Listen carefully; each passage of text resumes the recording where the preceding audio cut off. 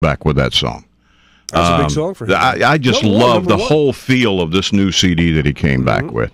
Because he went out and did that thing, that bluegrass thing, and I loved it too. But well, he felt like that was what was inside him and what he wanted to do, so I respect him for that. And artists do that from time to time. And I love it. Artsy thing. But he's come back with really a serious piece of commercial stuff here.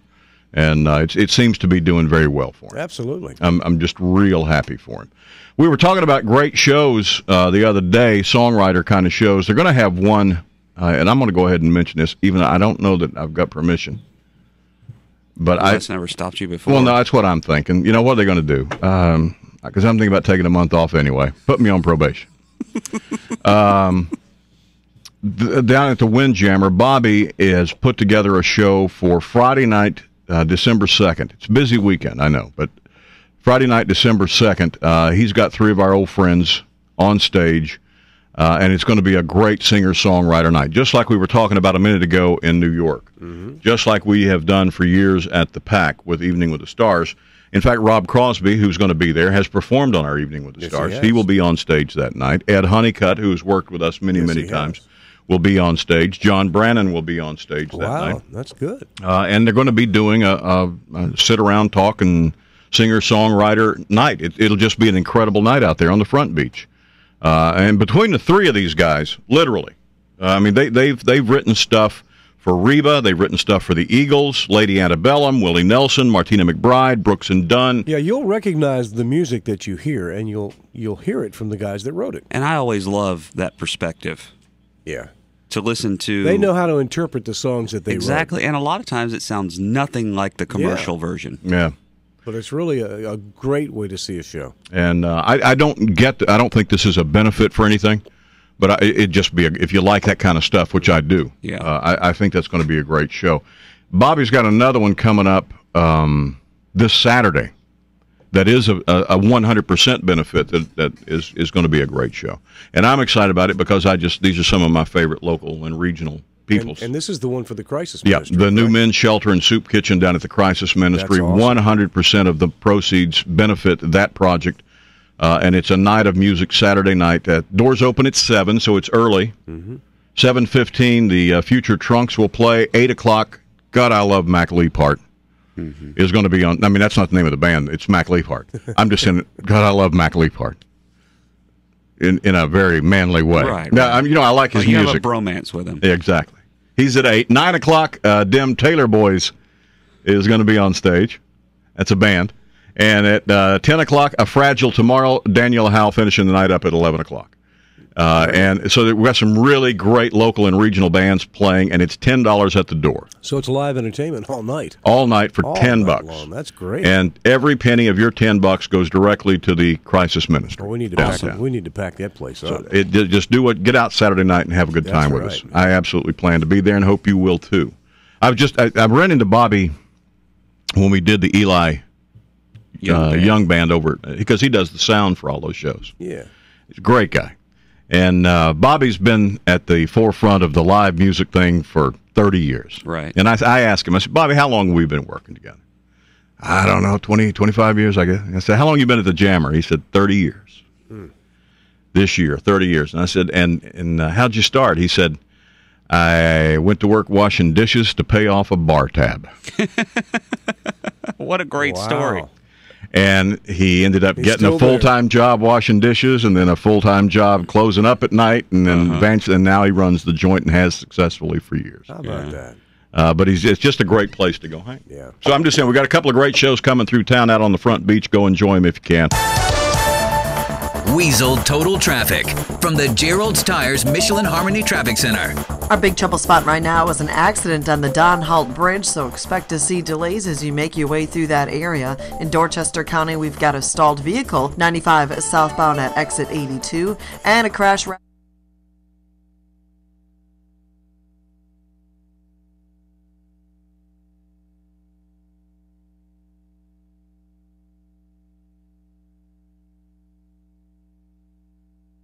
Left over here for the AM, y'all. It's left over here for the AM.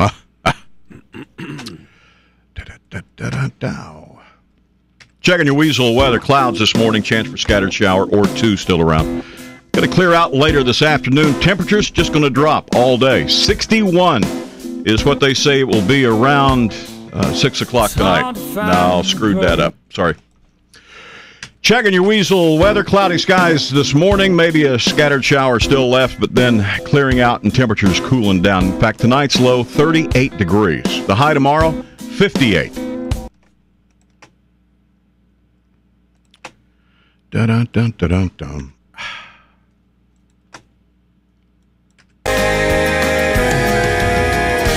Zach Brown, Alan Jackson, as she's walking away on 103.5 WEZ. Look who's here. Hey. Look who just wandered down the hall. In the room. How you doing? My goodness. Hi. Hi, Megan's here from the Y Wake Up crew down the hall. We occasionally are blessed with her presence when she needs coffee. Yeah. Well, you guys have your own coffee maker in here. Well, when you've been here as long coffee. as here as long as Gary has, you get your own coffee pot. We're the big time. Nobody likes I know. my coffee, though.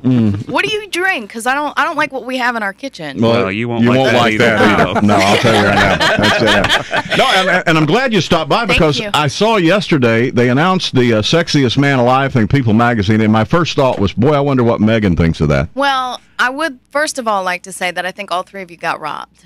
Well, I used to be on the list. Obviously, she's not going to be able to add anything to this conversation. You might as well just walk out the door now. No credibility. Should we go back and start this conversation over? I'm just saying. Come on, I'm trying to suck up a little bit. You're doing a good job at it, too. I want you to know. But what do you think about the Sexiest Man Alive? I mean, Bradley Cooper named Sexiest Man Alive. Not somebody that we know all that much about. I didn't never heard of him. You've never seen The Hangover? No. TJ. What about the A-Team? No, I didn't see that either. Well, for people who are unfamiliar with Bradley Cooper, a.k.a. TJ, probably the only person on the planet, he's Gary, No, I don't know who he is. well, he's Georgetown educated. Okay. He speaks French fluently. He's a mama's boy. He loves his mother, which is a very sexy quality in a man. And we're talking about, People Magazine, which has named almost everyone the sexiest man alive. Mel Gibson was the first. We've seen Jude Law, who's a complete scumbag, who most people agree is probably... it's a very unsexy quality. So at least they pick someone who seems to have some moral grounding. He's educated, he speaks the language of love, and he loves his mama now. Right. What's sexier than that? And every now and then he's spotted with Jennifer Lopez. Is that right? Yes. Well, who hasn't been? Is all I'm saying. I mean, Jennifer's not real choosy. So on the list, is he a good choice for you? I think so. I mean, a lot of people I think are very upset that Ryan Gosling didn't win. In fact, there's this whole online movement where people are actually very upset. They think Ryan Gosling got robbed. I'm guessing your favorite actor of all time, TJ? Do you know who Ryan Gosling is? I know who he is. Okay. He's the guy that dated Sandra Bullock for a little while. A little while. That's all I know about Ryan Gosling. So What's he famous for? Dating Sandra Bullock for a little while. The Notebook. Yeah. You've seen The Notebook. They filmed it downtown. There you go. I saw him. I actually went downtown one night while they were filming. And Gary watched cried it at The Notebook. Now, what about the Twilight guy? Robert Pattinson? Are you team Edward or are you team Jacob? I'm not team either one Gary, of them. I don't believe that for a second. What team are you on? Gary's the Braves, man. It's the Braves.